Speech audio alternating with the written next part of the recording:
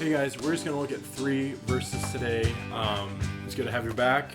If you open your Bibles, we're going to be in 1 Peter chapter 5, and we're just looking at 5 through 7 today. So we just looked at qualities of leadership, and that was what yesterday's devotional was about too.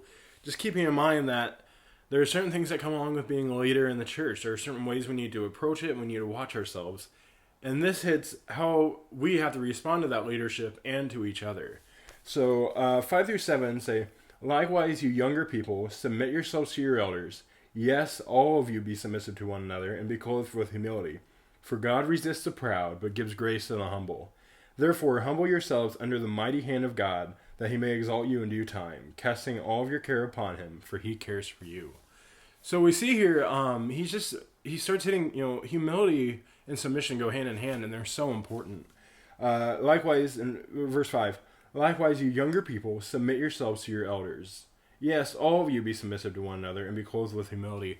So I almost read that as, respect the elders, respect the leaders in the church. And he says, yes, all of you be submissive. And it's almost like as he's writing, he's saying, actually, while we're here, everyone be submissive. This is something everyone needs to do to everybody. And so why specifically the elders? Why does he hit that first? I mean, think about it. It makes ministry so much easier when it comes to the church. I mean, don't think about attacking your elders, and don't think of it in a way of you just give in to everything, right? There are two extremes. There's being like criticism, and then there's the other side where you just accept everything as fact. When honestly, leaders are going to mess up. We know that. I know that. Throughout this pandemic, I have been on this team of our awesome pastors and staff that we've had to make a lot of tough decisions, and it's not always fun, and it's really difficult, honestly.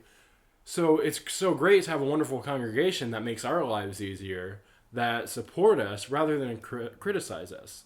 That's not to point out how something can be. That's not avoiding pointing out how something can be better or something like that, but instead supporting everything, right? And then it says support, or this is yes, all of you.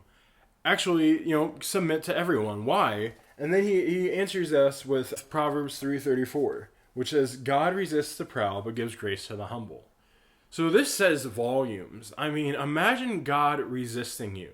Imagine getting so prideful that even God doesn't want to be next to you.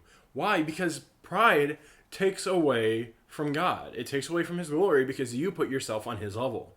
And so that's why, we have to watch ourselves, because pride is so easy to let manifest in you.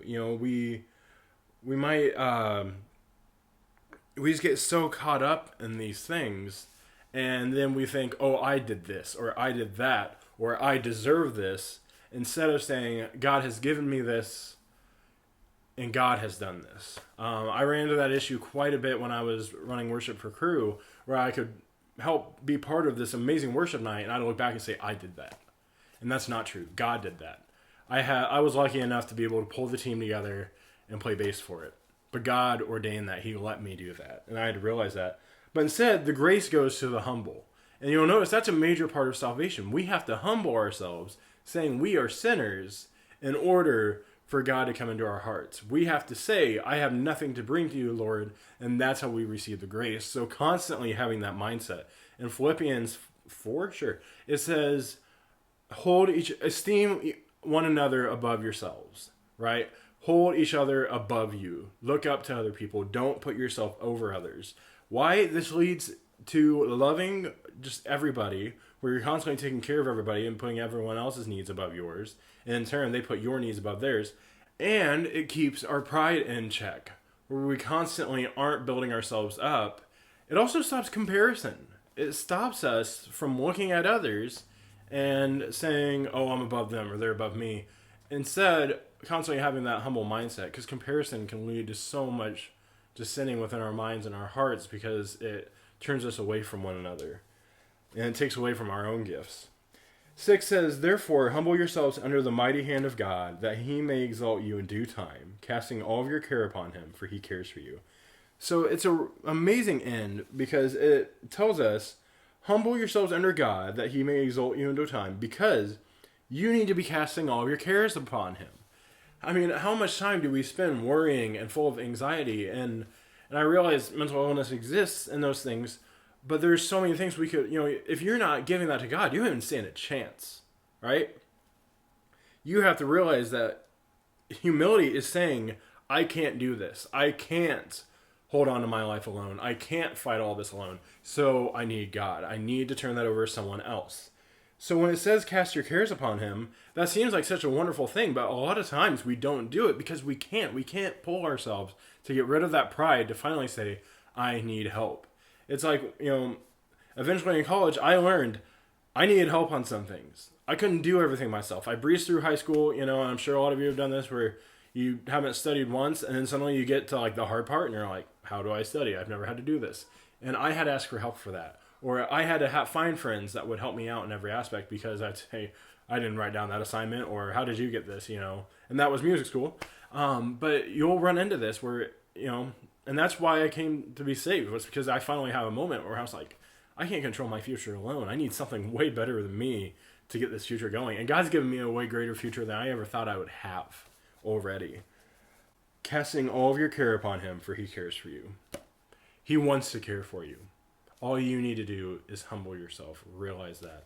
One great example in the Bible is John the Baptist. I mean, he looked at Jesus and he said, I'm not even worthy to untie the straps of your sandals. And a lot of you have known me during the summer, and you know my feet are gross. You wouldn't want to unstrap my sandals, but he said, I'm not even worthy to do that. I'm not even worthy to do the lowest task, right?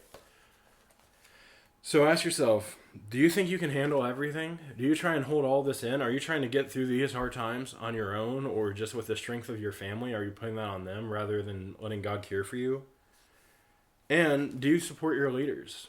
Are you one that attacks everything someone says or tries to find some way to sound smarter than everyone, or are you helping and supporting your leaders? It makes ministry so much easier, which allows us to tell one more person about Christ. I'll see you guys Friday.